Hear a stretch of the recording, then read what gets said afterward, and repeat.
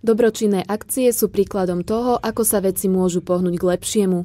V piatok 13. júna k tomu stačili plechovice s farbou, štece či hrable a samozrejme ochotní jednotlivci.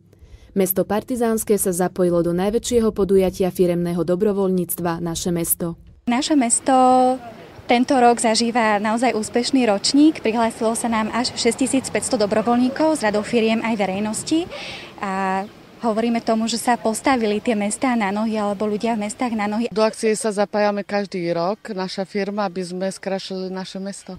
V Partizánskom sa k dobročinnej akcii pridalo 95 dobrovoľníkov zo súkromných firiem. Skrášľovali okolie 3 objektov na území mesta. Na základnej škole Rudolfa Jašika, kde pracuje 30 dobrovoľníkov. Ich náplňou je dnes natrieť oplotenie športového areálu.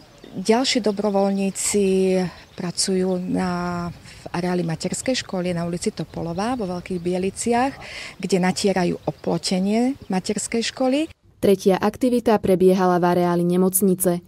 Po úprave volali ploty pri detskom oddelení, ale aj trávnaté plochy v parku.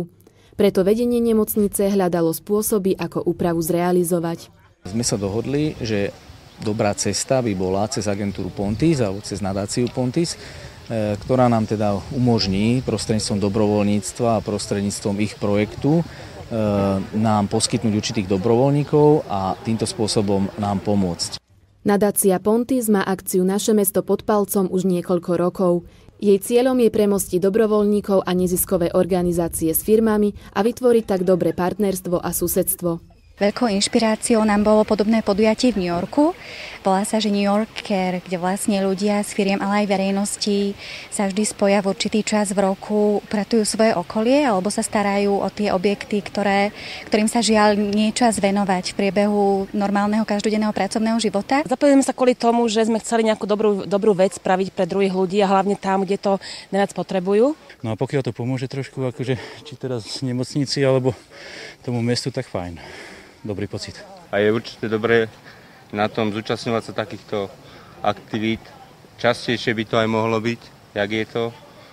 A zveľaďujeme tým vlastne aj mesto a pomáhame. Za odvedenú prácu čakala účastníkov akcie nielen odmena v podobe dobrého pocitu, ale aj chutné občerstvenie.